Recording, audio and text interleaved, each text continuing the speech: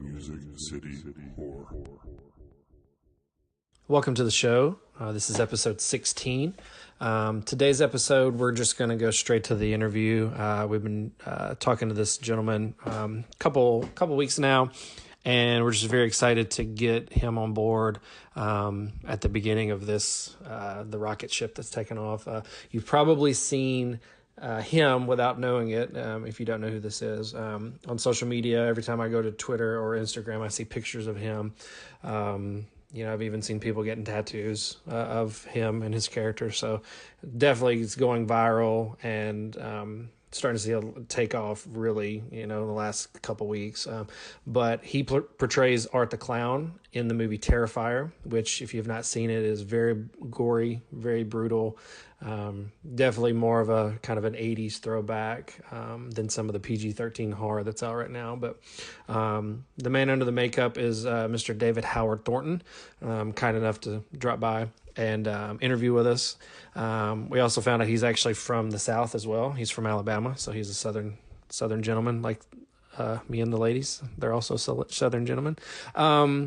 But yeah, very cool conversation. We got to talk about his background extensively about Terrifier and Art the Clown and his inspirations and, some of the behind the scenes stuff, his makeup. He talks a little bit about he has some conventions lined up for 2018, including one in England. He's got some current projects he's working on, some that are coming out later, and it was just a really cool conversation.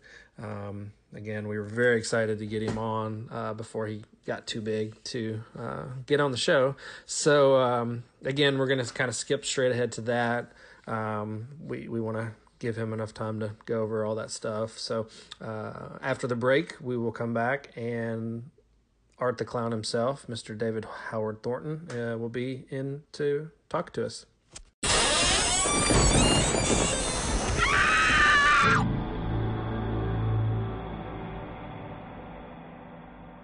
All right, so today we're very happy to have a guest on our show. I've been talking for a couple weeks now, and it's kind of one of those, take your shot, and if it happened, so we didn't think we would be able to get him on just because, the movie he's in is just blowing up right now. So, but it is the star of, I guess you would call it a viral hit now. I mean, every time I pull up my Instagram, there's pictures of him and drawings, and Lena and I saw somebody had even gotten tattoos of him. So I think, I think we have a new icon on our hands, but he plays Art in the new horror film Terrifier.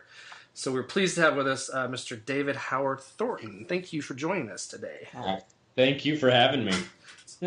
So just, I think we're going to get to this later a little bit in depth, but I mean, have you been noticing the buzz and seeing things on socials? I mean, is it like a daily thing? Like, oh, there's 10 pictures today. Oh, there's 50. Like, what's it been like watching the swell, It's been crazy. I mean, we were hoping people were going to like it, but we were being realistic from the get-go. It might get a little bit of a following, but who knows what's going to happen. And this has totally surpassed what we thought was going to happen.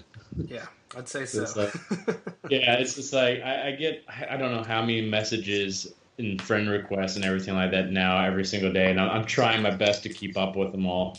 It's so overwhelming, but so in a great way. So I'm just like, wow, they don't teach you this in class. No. What do I do? Yeah. I'll sometimes come home from work and I'm like, 50 friend requests. I'm like, oh, Jesus. Yeah. It's like, okay, I can do this. I got to do this. Well, there's worse problems to have, I'm sure. Yeah. I've just been amazed, though, with especially all the tattoos and everything. That's nuts. Yeah. Right. That's wild. Right. That's nuts. I'm like, someone wants me on their body for the rest of their life? For the rest of their life. Forever. Someone's going to be telling their grandkids one day, oh, yeah, there's a guy. He kills people. Hey, you want to watch it? Yeah. Family viewing night. You want nightmares for the rest of your life? Watch this little flick. Especially like once the skin starts sagging and just the Yeah. like, It's even scarier. I was gonna say, that would look even more badass and terrifying. Go from Art the Clown to Bozo the Clown. yeah. This is melting. Well, usually the way our interviews start, we always kind of start with the softball question. Tell us a little bit about your background, where you're from. You told us before we started you're from the South like we are, so kudos to that. Another Southern boy in the business, doing good. Where'd you go to college? Just kind of give us an idea of a little bit of your background. All right. Well, I was originally, can't talk all of a sudden. Originally from Huntsville, Alabama. I lived there about 26 years of my life before I moved up here to New York. So I was pretty, active in the local theater community there. Oddly enough, I started doing children's theater before anything else, really. So that was interesting because I went home last weekend for both a wedding and a funeral, and a lot of the people that are in charge of local children's theater there like, so we would love to hang up a poster, but I understand. Yeah, that's a little much. I did a lot of theater back home in Huntsville. Actually, I went to University of Montevallo, but I didn't get a theater degree there. I actually got a teaching degree in elementary education, which is, quite a different change in life. I don't know. You do have to kind of be a clown a little bit sometimes. Oh, you do. You do. Oh, absolutely. I put up with a lot of clowns, too, in teaching. True. Oh, yeah. So, I gave all that up because I lost my mom to cancer back when I was about 22 years old. So that kind of changed my whole perspective on what I want to do with my life. And I decided to go ahead and give this career a shot and moved up here to New York, and the rest is history. Nice. That's really cool. You did mention that you have a theater background. So you've been involved in theater for a really long time. And do you have any more memorable or favorite roles that you've played in theater? Oh, gosh, yeah. I think, I would say, some of my favorite roles, I would say, of course, my first memorable role was when I was in preschool. And I played the carrot in the Carrot Seed of all things. So that was, but I think that's when I learned I could make people laugh because the leaf part of the carrot kept on going to my face when I was supposed to be still on stage, and I just kept on going. I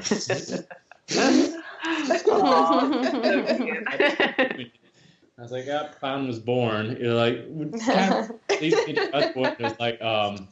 my first real, because I did a lot of musical theater. My first musical theater production I ever did was Barnum, and I played the sad-faced clown in that. So there you go.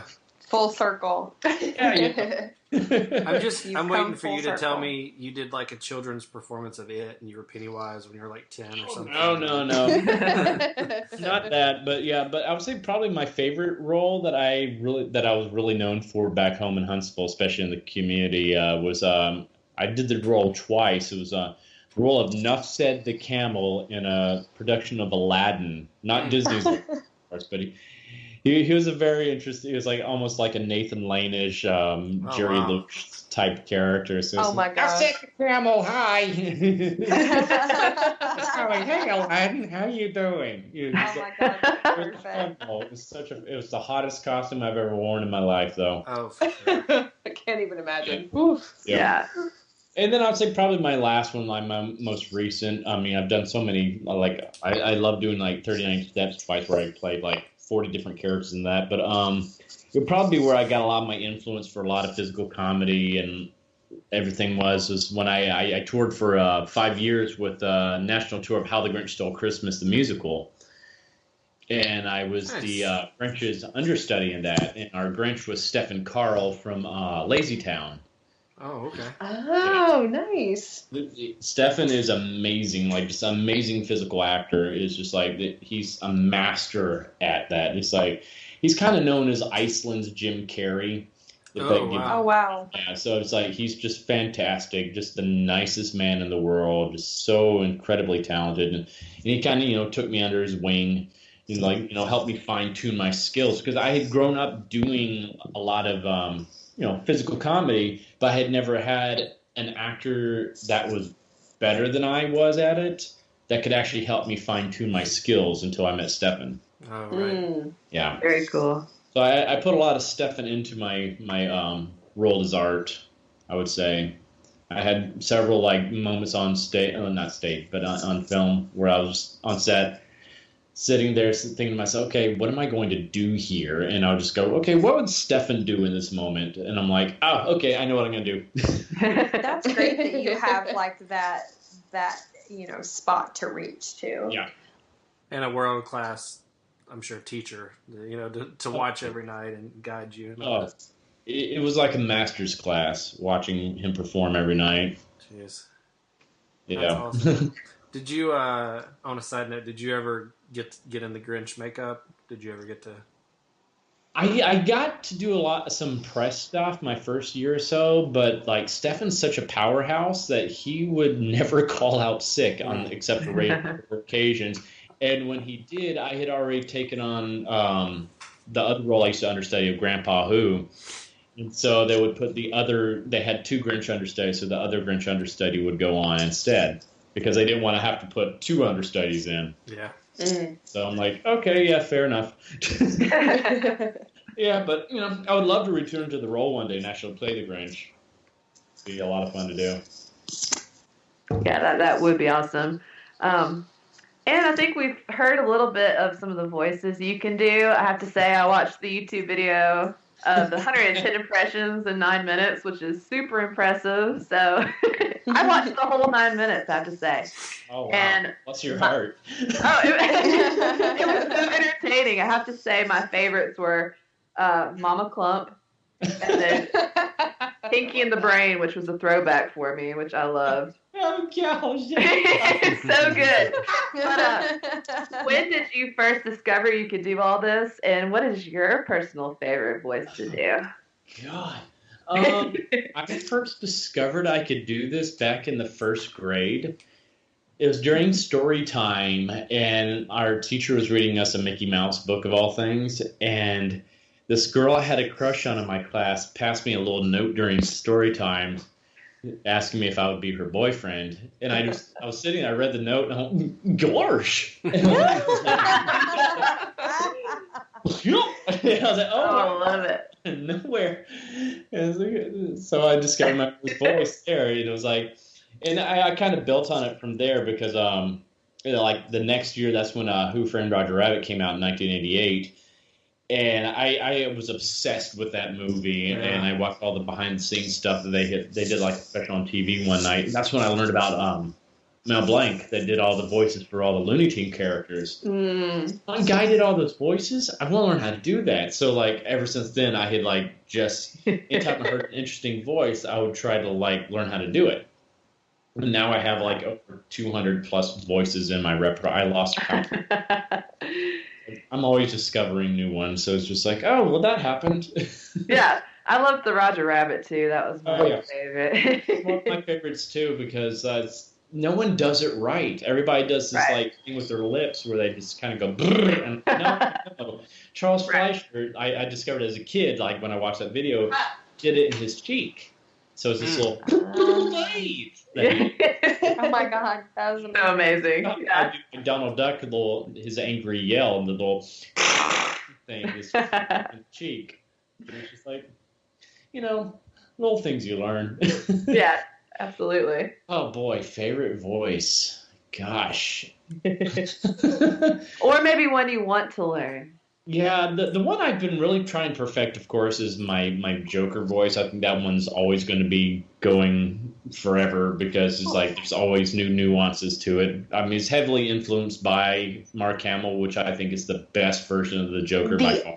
Only Joker. Yeah, he really is. I was like, mine pales in comparison to his. But it's interesting going back and like listening to like how he originally started out as a Joker in like the first few episodes of Batman and almost sound like a normal voice, and now you hear him as he's aged in like the Arkham City games and stuff like that, and it's like, oh wow, such a difference between the two. Mm-hmm. And the funny thing is being a Star Wars fan, for the longest time, I didn't even know it was him. Same here. His voice changes that much. I had no clue. It wasn't until he was like on a talk show, like back, I think when they were about to release like the prequels, and he was on there and they mentioned that he did the voice of the Joker, and I'm like, holy crap. Had no idea. No, you're not. No, he doesn't. Yeah. But, And then he does it. yeah. He's like, I'm like, oh my God. It's magnificent. Yeah, I love it. I love him. Right? Man, I hope to meet him one day. That would be great. Oh, I mean, you probably have a good chance. Lord knows they're making enough Star Wars movies. They will scoop you up for something. Just put me some creature in the background. Right. Well, you could be in the Cantina band, you know. Sure. It's good enough. It's good Some of them enough. Star Wars, that would be like a dream come true. I'd be happy being Stormtrooper number 8. I don't care. Right. Yes. Well, so rolling along, I guess we are going to kind of start talking about Art a little bit more. Okay. And Art was obviously originally played by another actor in All Hallows Eve. So tell us a little bit about how you got involved in the recasting process. Well, I had originally seen like Mike Gianelli's the original Art, his performance in All Hallows Eve before I even knew about the auditions for the movie. I had like randomly come across it online. And like, oh wow, that's a cool character. I'd love to play something like that one day. And so, like back in 2015, there was a notice on this actor's website that I go on that I sometimes just ask my agents to submit me for stuff on. And they were looking for a tall, skinny guy with clowning and physical comedy experience to play the quote-unquote role of a lifetime. That's amazing. Yeah, a killer clown by the name of Art. And I'm like, wait a minute, is this? And I, looked it up like, oh, hell yes, it is. Okay. I'm like, I'm perfect for this. And so I immediately contacted my reps. I was like, you have got to submit me for this. And they did, and went in for the audition. And it was probably one of the more unique auditions I've ever had because I'm used to being given a script for everything I do. And since Art does not speak, I wasn't given a script. And I'm like, oh, and I'm sitting there in the waiting room, and there's some other people auditioning for other characters, and they all have scripts. And I'm like, what the hell? Did I just not get something? And I go in the room, and it's like, so I don't have a script. And they're like, oh, no, it's okay. You don't need one. I'm like, oh, okay. So what do you want me to do? And Damien's like, just improv a scene where you decapitate a guy. And I'm like, oh, okay, cool. And it's like, can I have a few? It's like, no, just go ahead and do it now. I'm like, okay, cool. Yeah. We're doing this. And so I just, like, off the top of my head, had this scene I came up with where I sneak up behind the victim, like a cartoonish manner, do the whole, like, shh, be very, very quiet thing, I knock him in the head. So I end up taking out like some hacksaw out of my my bag of tricks, go off his head, pick up the head, and go and taste the blood on the head. I'm like, oh, I don't like it. So I take out a salt shaker, salt the head. Oh my God. Oh, that's so awesome. Give it a thumbs up. Then I throw it in the bag for for later. Gotta have a midnight snack. Good old head cheese. And, oh God. And then I just skipped out and went on my way, and they were all dying laughing by the end of it. And I'm like, well, I guess I did well. And they're like, can you come in for a makeup test? And I'm like, yeah, sure. And it wasn't for like a few more months I went in for the makeup test, and sitting there with the makeup on them. So I'm like, so I got to ask, do I have the part? I'm like, oh, yeah. We like, forgot great. to tell you. Yeah. You're hired. Like, sweet. Great. I That's mean, how it I got to happened. be honest. You're very impressive in this role, and anybody who hasn't watched this, it's it's something else. So I can't even imagine them how happy they were watching that audition. They were like, "Oh my God, there's our guy." I hope so. You were very, very good. So I just want to make sure that at least one of us gets that out. You were absolutely fantastic. Absolutely. Yes. Oh, stop it.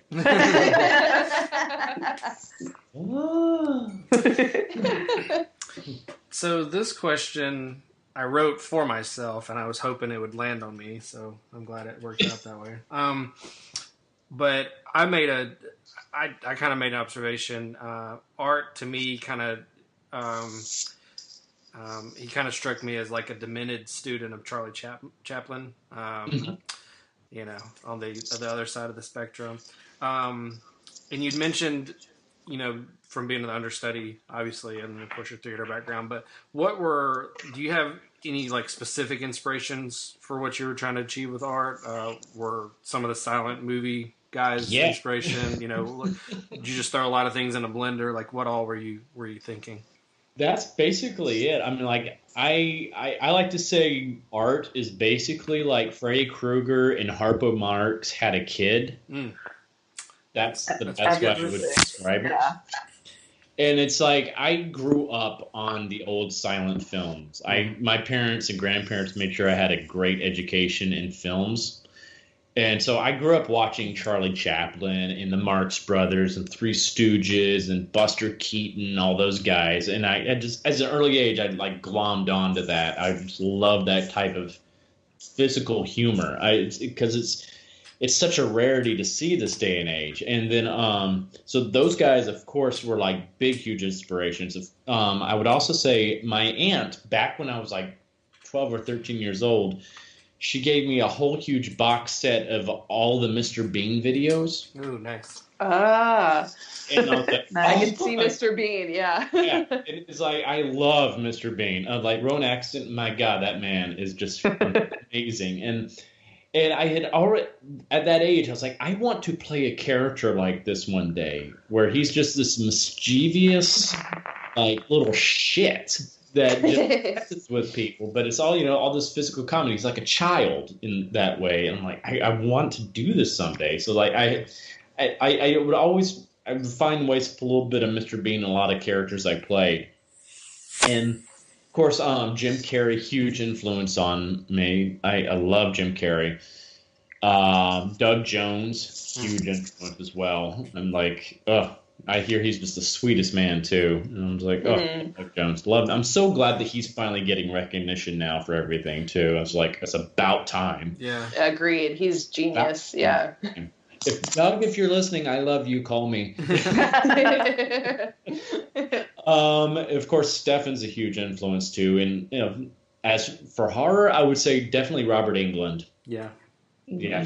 I mean, like his version of Freddy Krueger is like amazing. It's because he married like humor and horror into something spectacular. And it was even like little stuff. Oh, sorry to interrupt.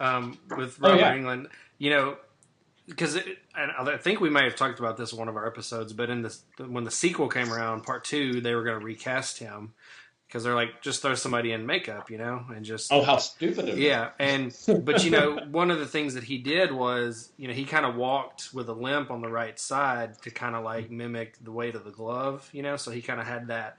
It was a very specific kind of walk and a swagger in the way he kept his arm cocked and stuff. And like, you know, it's just little stuff like that. Like you can't teach that. Like, you know, someone's going to pick up on the psychology of the character and bring it to the surface. So I never really realized that. Now I'm going to have to go because I know it's on the whole series is on Hulu now. Yeah. So I need to go back and just watch that just to like pick up on that. That'd be fun to just catch up on it again. It's been a while. Mm-hmm. Yeah. That's awesome. I did not. That's so smart. Such a Brilliant. smart. Yeah. Robert, if you're listening, I love you. And I'm looking forward to meeting you in Arizona this summer. Yeah, we're gonna. And we're eventually, when they reboot it, again, we know Yeah. somebody. you can just be Freddy. Yeah, Sure, I'll be fine with that. I'll vote. I'll vote for you. yeah. Yeah, you've got our votes Yeah. here. And Robert England and Doug Jones, if y'all are listening, what is happening? Like, why are y'all listening to our show? What is going on? Right. Just get it started. Get the ball rolling. impressive. Yeah. Y'all have some making up to do. Hashtag. Yeah. Right. Oh, jeez. Well, I'm really curious to know, what was the shoot like? Just shooting the film. Like, where did you film it? I know Damien Leon did so much behind the scenes, like directing, wrote the screenplay, produced it. And of course, we got to ask, how long did the makeup take? Oh, that's a lot of questions. Okay. Yeah, a lot of questions. One by one. Filming it was great. We all had fun. It was an interesting experience because we're such a low budget film that we were scraping by the whole entire time. Like we even had to take breaks just to raise more money and stuff like that. Mm. But we also had a few setbacks with our location in Trenton. I don't want to go into because that building was crazy. That the whole building was just, it was exactly as it looks in the movie. That was not a Wow. set. That was- I appreciate Yeah. that level of realism, though. So yeah, it was like Yeah. that room looked like that. We had Oh. no running water or anything in there, so we had to like use a little porta potty outside and stuff like that. And oh man, that was an experience. But it's like at the same time we had these setbacks and stuff like that. Like it was fun on set. We were all like, you would think like on a set like this that there's so much horrible stuff happening that it would just be so serious all the time. It's like, no. Basically, anytime like the camera would stop rolling, we're all just joking around and stuff like that and cracking jokes. It was just we had fun. Everybody got along great. It was just like that's one of those rarities I think is like all the personalities just matched so well together, especially with all of us in the cast. It's just like we all had fun. Yeah, that's awesome. Yeah, it's like and Damien, I can't say enough about the guy. I'm like he and I have become like brothers now. It's just like I've spent so much time in that makeup chair. I spent probably like over 100 hours alone in that makeup chair. Wow. Because it took about 4 hours usually to put on the makeup, but it would depend how everything went for the day because Damien also did my makeup for me. Wow. So Cool. sometimes we would show up like a few hours before everybody else got to set just so he could get most of my makeup done before everybody else arrived because he would have to go set up shots and go film shots and stuff like that. So sometimes I would be in the makeup chair from like 4 o'clock in the afternoon until midnight Wow. because it just depended like what else was going on. It's Yeah. like, we wore so many hats during this. It was like, and you don't see that with directors. No. It's like he wrote it, directed it, did all the practical. Yeah, effects. that's pretty uncommon these days. Oh, he was juggling so much. I don't know how he kept his sanity. I really don't. It's just like he's like the most calm, mild-mannered guy you'll know, which is saying a lot because all the stuff he comes up with, you're like, my God, he's got to be crazy. It's a labor of love. Right. Yeah. I Yeah. feel like that's true of a lot of horror writers and directors. They're all like fairly chill, calm Yeah. people, peaceful. It's funny what they come up with. Oh yeah, it's like you would think he'd just be batshit crazy. Yeah. But he has a vision. Yeah. I've got a friend that's in a metal band and is one of the most calm, very soft-spoken people that I have ever met. A very, very nice person, and writes the most demented lyrics I've ever read. Like, they will make you very uncomfortable. It's really bad. So Yeah. to make that comparison is really funny that, it's kind of the same thing. Yeah, this is something I've noticed a lot, though, especially with actors, is like those that play these bad guys, these horrible characters, usually in real life, they are the nicest people you'll ever meet. Oh, for sure. Because, like, for me, I have an easier time playing someone that I'm nothing like. Right. I hate playing someone that's like myself. So it's easier for me just to let myself go and just throw myself into something else. That's so cool. So I imagine that's probably why that is. And, you know, even with your friend here, is like he's putting on an act when he goes on stage and stuff like that. And it's like, it's a weird juxtaposition, really, when you think about it. Well, speaking of batshit crazy, I'm about to ask you about some crazy scenes from the movie.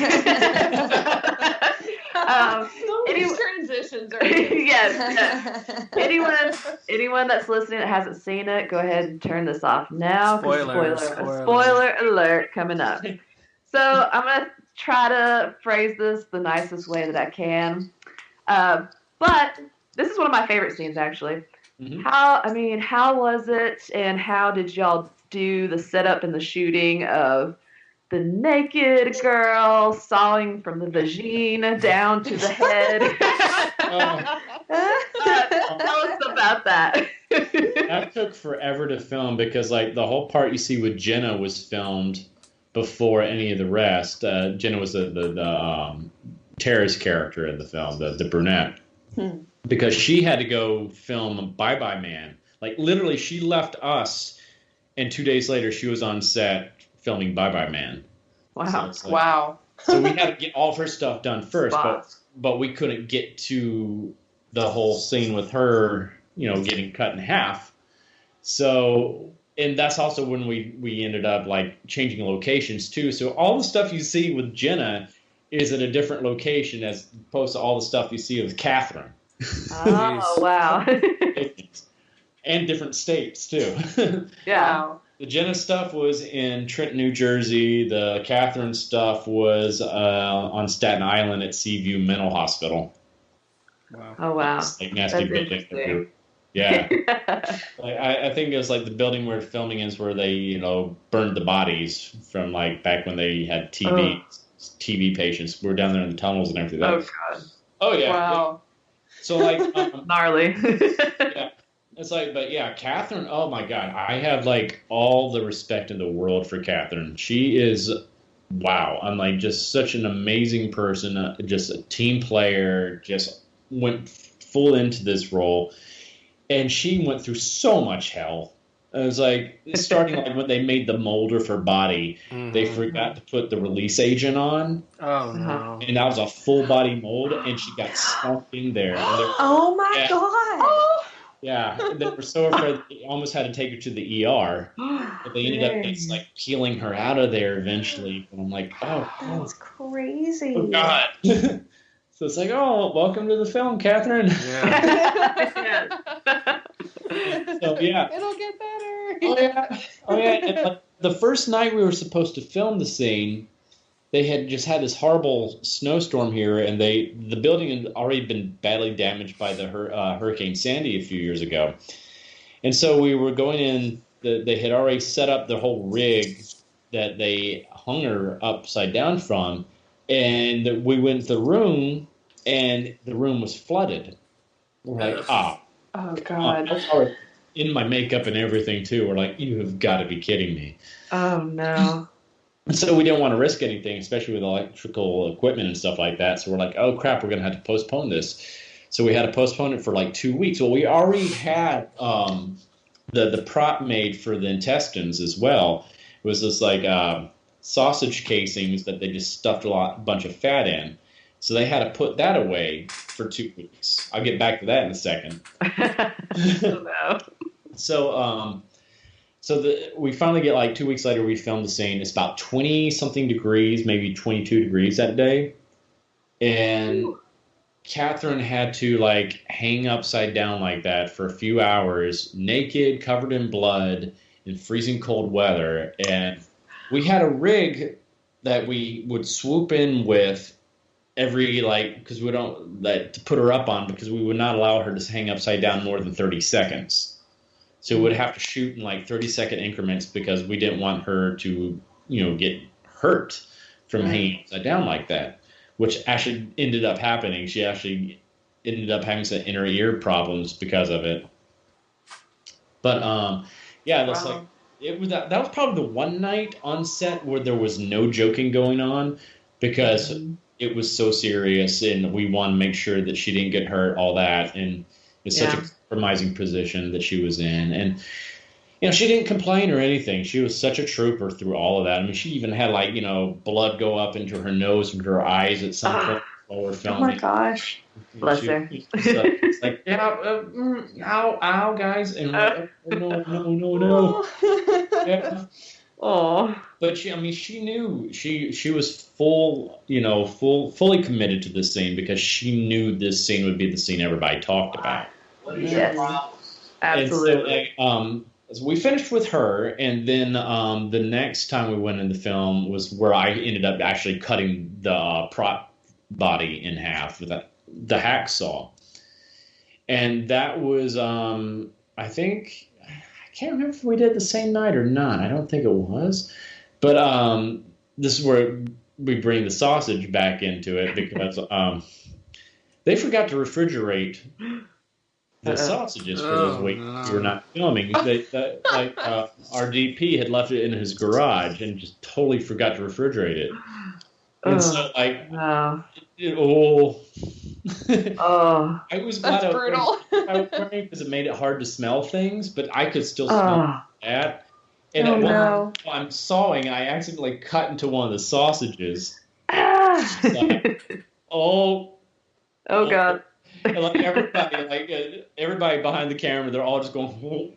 Oh man. So rancid. It was just like, oh God, oh Jesus. Definitely, that probably felt like a little bit of method acting for sure. Oh yeah. Yeah, it was fun. It's like, and probably one of the happy accidents we had with that was showing you the state of the room we were in. I don't know if you noticed, but there's like the ceiling tile that falls down when I whip away the curtain covering Catherine. Mm-hmm. That actually happened. It was like this chunk of ceiling just fell down right when I did that. Wow. Like, oh, did we get that? So that's our take. Yeah. Yeah, I'll have to say, for the record, my other favorite scene is when you're laying face down with the hair and then the boobs on the front. Oh, that was so great. That's so disgusting. Oh my God, that was in Trent, New Jersey. That floor was nasty. Oh no! Oh, It was probably some kind of like cure for every disease on that floor. Like I got up and my hands were just black. Oh man. It being covered in all that, the blood and everything just made me extremely sticky. So I was just like, oh God, I'm picking up everything that's on this floor right now. Yeah. But you suffer for your art. Yeah. That's nice. No pun intended. Yeah, I was gonna say, literally and figuratively. Yes. I was talking to somebody. I think the first thing we're talking about with the we were calling it the scene with parentheses air quotes. That reminded me of Drew Barrymore in Scream. Just because the girl, she was kind of the quintessential, big boobs and blonde and all that kind of stuff, and it was just so. I mean, I don't know if I saw it coming, but you kind of had a sense something was coming, and then that was just so kind of out of left field and so brutal. Oh yeah, I think that might have been what kind of turned, turned this from pretty good low budget horror to like kind of like we were talking about earlier, kind of it's going viral and it's really kind of picking up steam. I think that took it over the edge and kind of added a extra layer of danger that you kind of weren't seeing at the beginning. Yeah, exactly. And the pressure is now on, for the sequels. Like, how are we going to top that? Oh God. Yeah. Right. Oh Jesus, what are we going to do? Well, a few days ago, Dread Central, obviously the producers for the film, actually ran an article about art and what they called the slasher code. Did you read that? And Okay. if you, yeah, so since you read it, which is awesome, because I had to read it, because I wasn't entirely sure what they meant by slasher code. So I found the article super interesting. So how did you feel about it? Do you feel like he did break a slasher code? Or did he redefine it? I think he redefined it because I'm like, how I look at art is like he's like almost like an evil MacGyver. He use whatever's around him to achieve his goal, and he's also has a contingency plan for everything. I would say, and that's his contingency plan. He doesn't want to use a gun. Like that's the one thing I will point out to people is like look at his face when he's killing her with the gun versus everybody else he kills. He's not having fun with that. He's very serious. He's disappointed. Mm-hmm. I He's noticed like, that. yeah, and I think that's he really finds no joy in using the gun, but it's an ends to a means for him. It's like, well, shit, I got to use this thing then. Mm-hmm. Yeah. That's his very, very, very last resort. Yeah, because it takes the fun out of it for him. He's like, the Right. fun for him is, just messing with people and just, physically and mentally scarring them in any way he can. Mm-hmm. That's the fun for him. With him, he was like, okay, fine. He could tell he could not break her. He's like, fine, I can't break you. Okay, you're dead. Yeah. Yeah, you're of no I need use no to more me pleasure in anymore. this. You're dead. Yeah. Right. I have no Absolutely. more use for you. And one of the things that article actually talked about was we don't really know what he is, where he came from. Like they talked about whether, he was supernatural and he did have some of those qualities, but we really don't know anything about him. Right. So that was really cool, a cool read. And you can just read that on dreadcentral.com if you haven't checked that out. To our listeners, definitely give that one a read. It definitely makes you think a little bit. Oh yeah, I was so glad they wrote it. Because that was actually like a debate we had like for the longest time on set about using the gun. It's like, do we do this or not? And that's how we ultimately came up with like, yeah, let's do this because no one's going to see that coming either. Mm-mm. Exactly. No one's going to see that coming. Yeah, because at that point it kind of blurs the line between slasher and serial killer. Kind of Yeah. a little bit of both. Yeah. Why can't he be both? Right. And I had this question kind of I didn't write it down, but KB kind of like alluded to it.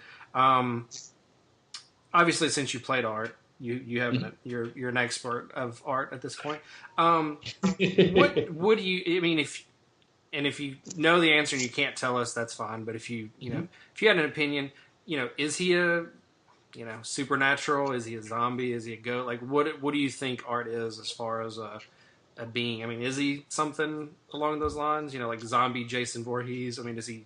Like what is your take? He's on definitely the in the category of zombie Jason Voorhees. Oh yeah, I know exactly what he is, but I don't want to give that away, of course. But I would say yes. There actually you could be. I think it's made clear by the end of the movie that there is a supernatural element to him because like the guy rises off the the gurney, with a big huge gun hole wound in the back of his head. It's like, yeah, there's something else going on with him. Yeah. I was kind of like KB. I like stories that don't really give you a lot of backstory. Like It Follows was a huge hit a couple years ago, and it like the monster just is. Like they don't tell you this whole mythology. It is. You screw and then you get screwed. Yeah. And kind of same thing with art. Like he just kind of shows up, and at the end of the movie you see that part, but it's kind of a And then the fact that he doesn't. Correct me if I'm wrong. Art doesn't make us. He doesn't even like make a sound when he gets injured, right? I don't remember him making a peep the movie. No sounds whatsoever. That's just crazy town because even Yeah. I think in one of the Jasons he gets like something happens and you kind of hear a or something, like you hear that kind of stuff, and I don't remember you know, I don't want to call him a villain, but you know the main guy, I don't remember him being completely silent like that. Like that's just crazy town. So I think it was a really interesting take on a character like that. So it's, you know, we've been talking about it for weeks now. So, it's fun to set up that mystery. I think it's just like, it's like, I mean, I look at like with the Joker, like, you know, 75 plus years in comics, you still don't know who he is. Mm-hmm. Yeah, I mean, you have clues about who he might be, but you still don't know exactly who he is. Yeah. And that's kind of what we want to do with art. We don't want to fully just give a whole backstory, prequel type story to him. We want to like just leave clues here or there. Yeah. And that's what we intend to do in, you know, the future film as well. It's just like, you know, have a little hint here or there and let you draw your own conclusions. Well, it's working out so far. It's yeah, I love that. It's more fun. Yeah, I totally. think. So yeah. Well, I know how I am. I love fan theories. I remember like when I was reading the Harry Potter books before they finished them all. I was like, that was part of the fun, was in that time in between books going, I have all these theories. This is going to happen. This is going to happen. This is going to happen, and you know, see if that comes true or not. Because usually when it comes to theories like that, it's like usually what you have in your head is always going to be better than what they eventually put out. Mm-hmm. It's like I look at like what happened with the latest Star Wars movie last fall, was just like the backlash a lot of people had to it was because they had already had their thoughts in their head about who Rey's parents were and stuff like that. Mm-hmm. And when they just went ahead and just revealed all that, it took all the fun out of it for people. Yeah. I think the expectations, you know, I think that's usually what leads to the disappointment. You know, because when The Force Awakens come out and it was, you know, some people criticized it because it was very similar to the originals and all that kind of stuff, but it was obviously a huge hit.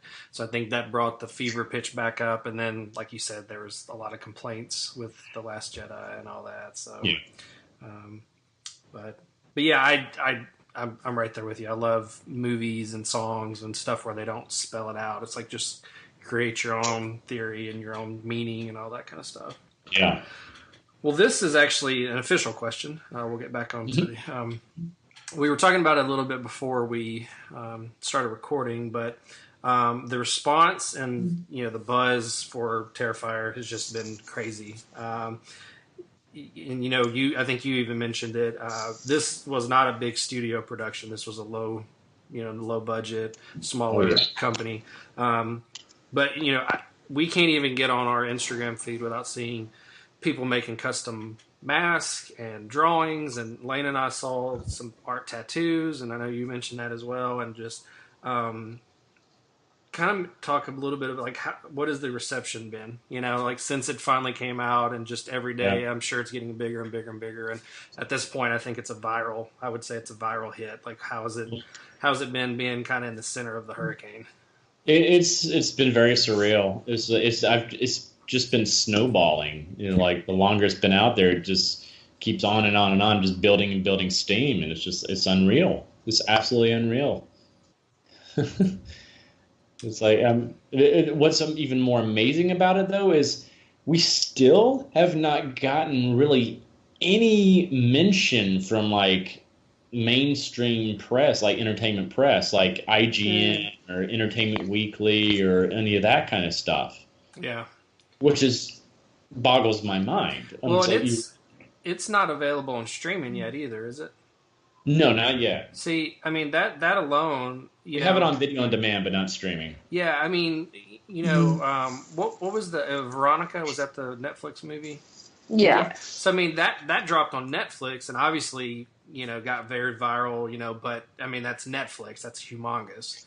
Yeah. So for that kind of adds to that. I mean, again, it's not, you know, I can't just pull it up on Hulu. I can't pull it up on Shudder. So people are finding this movie, you know, either I actually rented it. I just went on, you know, just paid $4 whatever it is and rented it. And, but people are renting it and buying it. And if they have the VOD, I mean, you know, like you said, you haven't got a lot of mainstream press yet, and it's not even on the streaming stuff yet. So imagine if if it gets on Shudder or Netflix, it's just gonna go to that next level. So yeah, but I mean, just the success it's had already is just it's a testament to like how powerful a fan base really is. Mm-hmm. Yes. Because, Yeah, word of mouth. Yeah. Yes, word of mouth. That's what's gotten the word out. Social media. Yeah, it's been unreal. It's been absolutely unreal. It's like, especially in a day and age when people really don't buy physical copies of movies anymore. yeah, Mm-hmm. And they've run out of stock a few times, I believe, over there at Dread Central. And Wow. also over in the UK, it's just been like selling like gangbusters. And I'm like, that's boggles my mind. I'm just like, wow. yeah. Well, it's also a testament to, there's big studio movies with huge budgets that don't put out quality stuff, and then there's smaller guys with stretching budgets thin that do put out the quality stuff. So I mean, if you put out a quality product, people are it's gonna resonate. Whether it takes a couple months, couple years. When Damien told me what the budget was for this, which I had totally been like thinking it was a much, much larger budget, but when he told me, I started laughing my head off. I couldn't stop laughing because I was like, we did all of this on that budget. Was it over 6 figures or less? Oh, less. Wow. Okay. Yeah. Amazing. Yeah. Wow. That's really impressive. It blows my mind because I look at a lot of the horror films that are out there, the mainstream ones, like these Hollywood blockbusters, they've pumped millions upon millions of dollars into, and they get these crappy ratings on like Rotten Tomatoes and everything. Mm-hmm. It just shows you like, it's not necessarily all the money you put into it. It's like the quality of the people you hire and the dedication that those that are creating it put behind it. Yeah. That's where you get the better product. And I think that's what's happened here is, especially with Damien, he is a true horror fan. He is literally named after Damien from The Omen. Yeah. Wow. That's so cool. That's awesome. Hell yeah. Watching horror. He loves horror. This is his genre. He loves it. And he wanted to write something that, deals with what he loves so much. He's like, basically like, screw it. If Hollywood can't write a good horror movie, might as well write my own. Yeah. And that's what he's done. I look at like the Marvel movies. The reason they're so good is because they have the people that actually care about the source material and the genre. They're the ones making it. Yeah. Because it's not about money. Yeah. It's about making something that they love. Yeah. And that's what's happened with this. Like Damien loves this, and like so many of us on the set love the genre as well. And I think that's where you get the better product. When you put people that love it in charge of doing it, that's when you get a better product. 100%. That's awesome. And are there talks for a sequel? Oh yeah. Awesome. Like Damien just texted me today. It's like, I just started writing the sequel. Nice. Like, yeah, yay! You guys heard it here first. Yeah, like about a year or so. Yay, first dibs. Like, for a year or so, like he and I have been like going back and forth with ideas and stuff, like for kill scenes and plot ideas and stuff like that.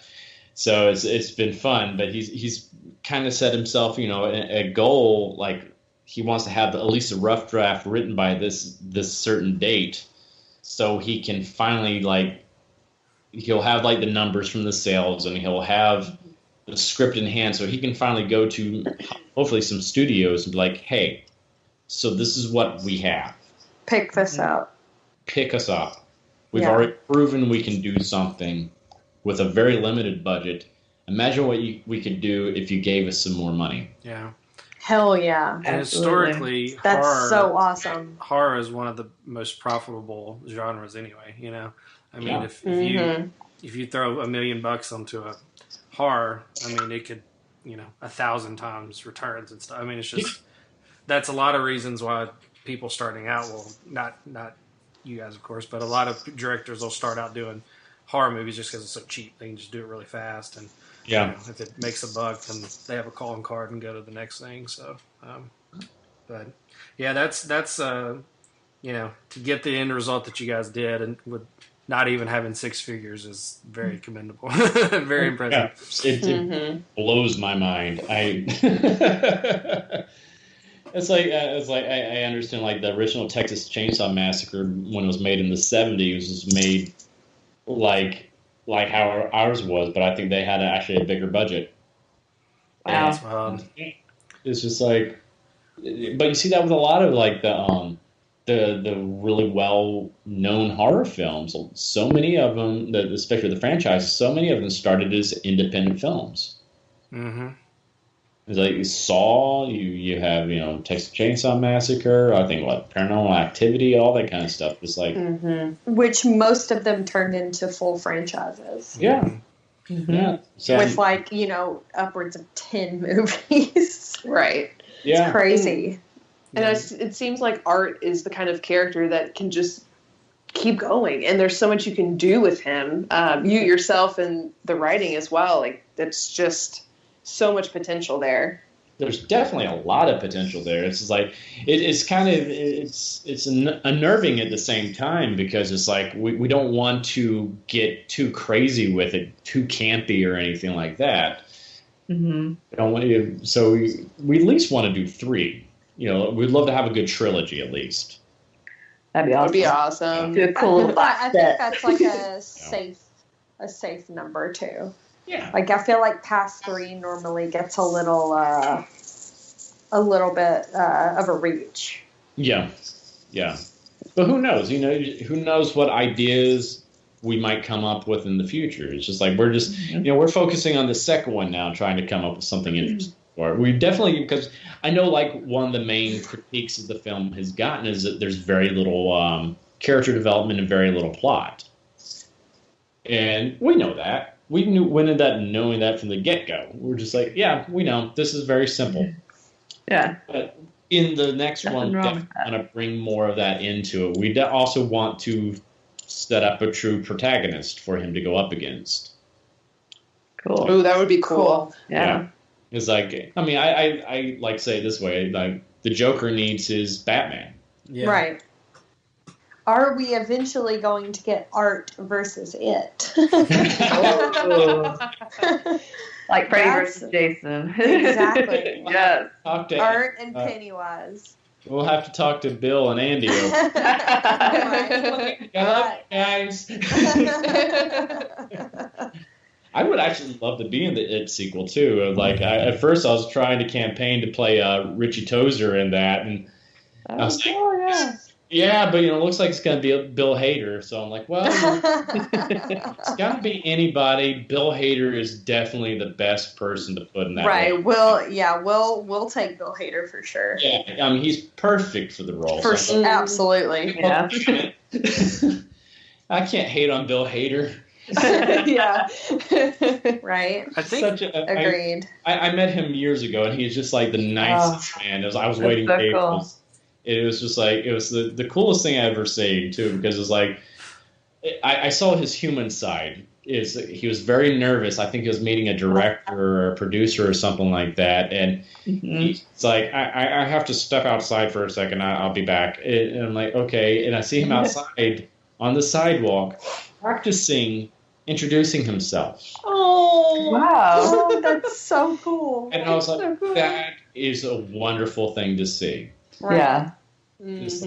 He Very humbling. talented man, yet he's so humble that he himself is very nervous and wants to make a good impression on this person. And I'm like, he's human. He's a human, and that's what I think some people forget. All these celebrities, they're human beings.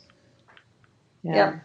And it's always good to be reminded of that. Oh, for sure. Absolutely. And he's like, one of my friends does hair and makeup from SNL, and she always just had the nicest things to say about Bill too. So I'm just like, So, Bill, I love you too. So many shout outs. I would love I to love play it. one day. Well, do you have any plans of any horror conventions this year? Oh yeah, I got at least 3 that I'm signed up to do now. The first one I just got confirmed like a week or so ago is going to be the Mad Monster Party there in Arizona. Nice. They're bringing us in, and this is like I'm actually going to be appearing in character for that too, which is unusual. Because usually Damien does not want me to appear in character. He wants, keep those 2 things separate. Let the fans come in dressed as art or something like that. But they were like, hey, we do all these photo ops with all these other like horror icons, like like Kane Hodder and Robert Englund and all them. And they said, I told them like, hey, talk to Damien. I'm up for it. It's Damien's baby though. It's all up to him. Yeah. They talked to Damien, and they're like, hey, we'll fly you out there. You can, Tom Savini's doing the makeup for some other people and stuff like that. So just so you know, Tom Savini. Wow. Yeah. Super cool. Just like, casual Damien Tom loves Savini. Tom Savini. That's like Gosh. favorite Oh, sure. people. And he's like, well, I can't pass this up. And so we decided, we got to do this. So they're flying us out there to do that. And it's like, they got all the legends too. It's like, Robert Englund, Kane Hodder, Tyler Mane, like Lance Henriksen, Tom Savini, all of them are going to be there. This thing is, it's just an honor, absolute honor just to be asked to attend with those legends. I was like, are you kidding me? These are the guys that inspired me. Yeah. So it's like, I'm going to be like a kid in a candy store just trying to keep my inner geek calm. Oh, that's so cool. You have to be like Bill Hader and practice introducing. Exactly. It's so cool. Real that they would even want to put me with all these legends. And it's like, these are the big guys. We're just a small little independent film. It's just like, this is amazing. So are you going to go in character? Yes. Oh, for that, I'm doing think photo ops. that honestly is a genius idea because people will put that all over social media. Yeah. Mm-hmm. And that's a great opportunity for you and Damien too. So that's awesome. Yeah. That is just straight up more exposure for you guys. So that was smart on your all's move. Yeah, this is we're excited. I'm also doing the Cult Classic Convention in Bastrop, Texas in September, which is where they filmed Texas Chainsaw Massacre, the original one. Nice. That sounds like a fun convention. Yeah, they're going to have a lot of the Texas Chainsaw Massacre people, and they're also got a clown theme. So they're bringing in all these other people who played killer clowns, I think, like the Circus of the Dead people, like Billy Pond and all them. Going to be there, so that's going to be fun.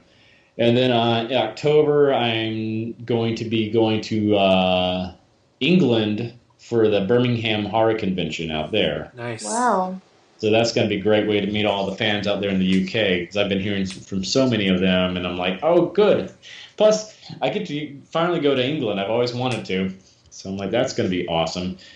And that's really cool that it's creating like opportunities to do all this stuff that you've never gotten to do before. Yeah, and I've always wanted to be on this side of like that's actually a dream of mine was to be on that side of the table at these conventions one day. I would because I think it's a great way to meet the people that are your fans and have given you a career and stuff like that. I'm so excited. It's So kind of a testament. I had a buddy of mine that he's not really into horror like we are. Like he didn't start a podcast or anything. But we were talking about how many like conventions there are every year, and his whole thing was, it basically is it warranted? It's like yes, like that's how big horror is and fandom is, and they were talking, last year they kept having headlines about horror is back. And it's like, well, horror never went away. It might have been tweaked or it might have went down to the indies. And you know, the indie movies were smarter than the big budget stuff. But I mean, horror is just never going to go away. So, No, you know, it's always evolving. Yeah. You know, it's like, and I'm hoping that like what we have done is, you know, inspiring more filmmakers to take chances. mm-hmm. And because that's what's been, I think it's been severely lacking in Hollywood horror films in the past decade or so. It's just like they're playing it too damn safe. Yeah. They don't show the kills anymore. They don't have fun with it anymore either. They're not fun. And it's a shame. It's like, case in point, Bye Bye Man. Like when I saw Bye Bye Man, I talked to Jenna afterwards. I'm like, it seems like there was a lot left out, like a lot of like plot details and stuff like that. And she's like, oh yeah, we had originally filmed a rated R version of the movie where all those details were explained, and we had more gore and more violence and everything. But the Hollywood executives wanted to put more butts in the seat. Yep. Oh, yeah. And I'm like, PG-13 horror is all the rage. And that's actually something that we had a problem with when we were trying to find distributors for the film. We had some people, I don't know which studios, Damien won't tell me, but they wanted to put it in the theaters nationwide, but they would have to make massive cuts to the film, especially to the one kill scene that everybody talks about. Mm. And Damien was like, absolutely not. Absolutely not. Good for him. Yeah, a lot of people won't do that anymore. They see money waved in front of their face, and they'll do whatever they want. Yeah. If they're not in it for the right reasons. Yeah, he was like, no, this is what's going to sell this movie. This is what makes it. Absolutely. This is what people are going to talk about. You can't play it safe in these types of movies. You got to go balls to the wall sometimes. Yeah. And he was about to go in like self-distribution for until like the last second, where the people at Dread Central, especially Uncle Creepy over there, Steve. He was a huge fan. He'd seen it, and he was like, I want this movie to see the light of day. I want people to have access to this. I want this movie. We will put it out for you. So it's like, it's because of him that we got distribution. Because it was hard, because all these people want to make these big huge cuts, and Damien's like, no. And I totally understood why he was doing that. I agreed with him. It was, it would have been great to be released nationwide, but it wouldn't have been the same movie. Yeah. And I don't think it would have gotten the same reaction. Yeah. That's a fantastic story to tell, because, I mean, a lot of people will probably just watch the movie and be like, oh, that was a great movie, but knowing what you all did to get it to where it is and to keep it as pure as possible makes it all even way more worth it. Yeah. Like, it makes it a little bit more special, I think. I agree. And we've talked about, like for the sequels, he might relent and let them cut a few things as long as they allow him to release a director's cut. Yeah. Mm-hmm. Oh yeah, for sure. I agree. Yeah. I would love. I mean, as a fan, to get a director's cut of it. Yeah. Well, and there's a difference between cutting down from a hard R to a soft R, Yeah. And then going from R to PG-13. I mean, that's a completely different thing. Exactly. I mean, they want butts in seats, but me as a fan, if a horror movie is PG-13, I usually don't go. Yeah. Because it's usually not worth going to. Yeah, or it has to be like made as a PG-13, like intended to not be gory. The whole point is different, then like Monster Squad or something like that. Yeah. Yeah, absolutely. Yeah, but otherwise, I don't want watered down stuff. No. No, especially when it comes to kills and stuff like Paranormal Activity, those type of movies. Yeah, that's okay, because that's their purpose. Yeah, that's on purpose to not show that stuff, because that's like part of the scare. Yeah, right. But if they had done that to like the Texas Chainsaw Massacre back in the day, or Friday the 13th, all that, they wouldn't have been successful. Would never have worked. No, because that's what everybody remembers from those movies. They don't remember the plots. I don't remember the plots of those movies. It's all about the creative kills. That's They what. remember Yeah. the kid now I don't even remember which Freddy Krueger movie, and that just goes to show you I'm remembering a kill before the title of the movie. Of when the kid gets turned into a puppet by his own veins coming out of his body. I will That's part 3. That's never part 3. forget that scene. So good. But I can't remember which one it's from. That's part Exactly. 3. Stream Warriors. That's what I thought, but I was like, I think that I'm probably going to say this and then I'm going to be wrong. But that would still have proved my point. Yeah. So, do you have any upcoming projects we should talk about, or anything that we can look forward to? Well, I'm still working on Nightwing Escalation right now, the web series where I play the Joker. So, still waiting to film some final scenes for that. So that's going to be fun. Cool. Sorry to interject. I didn't know you were involved with that because I had seen. I was familiar with that before, we set up this interview, and there's been a lot of cool, Batman fan films and all that kind of stuff. But that one, I think the Nightwing, that's one of the better ones.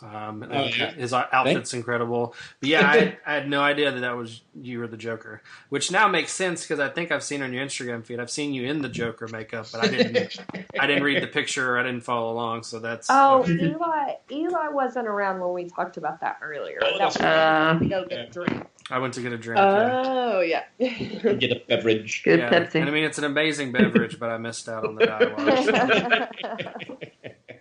So yeah, sorry to interrupt there. I have seen that too. So I'm playing the Joker on the 3rd season of that. So we've already released the first half, so we're working on the second half of the 3rd season right now. So I'm also I can't announce it officially yet, but I can't, at least title wise, but I'm doing some incidental characters on animated series is going to be released on Hulu later on this year with some bigger name stars. Oh wow, congratulations. Cool. I'm basically doing a bunch of critters and stuff like that. It's really weird. It's that's kind of where my career is. I'm playing a killer clown that doesn't speak, and then I do a bunch of kid cartoons where I basically do the voice of a bunch of animals and stuff like that. Because that's what I do for this one. Is I'm their creature guy. Is I don't know if you're familiar with the animated series Super Wings. It's on the Sprout Network. But the 2nd season of that, they brought me in to basically anytime they had animals, I would just come in and just do a bunch of animals for them. That's so funny. It was so much fun. That sounds like a blast. It really is. That's It's awesome. what do you want me to do today? Oh, so today you're going to be a camel taking part in a fashion show. I'm like, okay. And you're like, just Cool with work that. with that. That's all you need. Yeah. Thank you. So I got that coming out this fall, and who knows after this? I'm I'm guessing I'm probably going to be having a powwow with my agent soon, so we can okay, so let's make things happen now. yeah, Right. you have a crack in the door open, so let's try to kick it open. Yeah. Yeah, and if you ever get a chance to come to Nashville for a convention, you gotta hit us up. I'd love to. I mean, especially since it's so close to home. Yeah. Yeah. Well, there's one this weekend if you want to come on down. So Yeah, oh, that's right. Yes. Walk. One of us has a couch or something you can crash on. So. Unfortunately, I have to work this weekend, but of course. yeah, I'm still doing my survival job. So Yeah, I hear you. pay the bills still. Well, I guess the last thing is, where can the fans find you on social media? Obviously, Instagram, but what are all your social handles? Where can we find you? I'm on Twitter under David H. Thornton, I believe. On Instagram, David Howard Thornton, I think. Same thing with Facebook and stuff like that. Cool. Yeah. Awesome. Well, Yeah, I'm having to learn all this social media stuff now. I'm such an old fart when it comes to stuff. I'm like, oh god. well, it So makes it message me, bear with me. well, it makes it tricky when people make a different name for everything. Or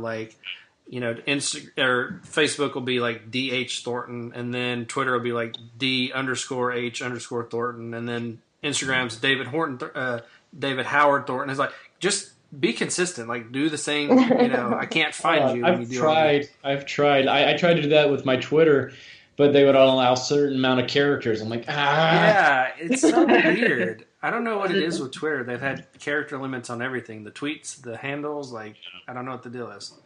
Yeah. So, well, awesome. Well, we greatly appreciate your time today. Went a little bit longer than we anticipated, but that's fine. Got a lot of information on one of the biggest buzzing movies of the year. So we appreciate you stopping by, and maybe I don't know. Maybe next year, if you've got some information on Terrifier 2, we'll get you back on. You can give us some details on that. Yeah, sure. Definitely. Love to. Awesome. Well, all right. Well, we appreciate your time. All right. Thank you, David. Thank you so much. Thank you. Congratulations on success. Oh, stop it.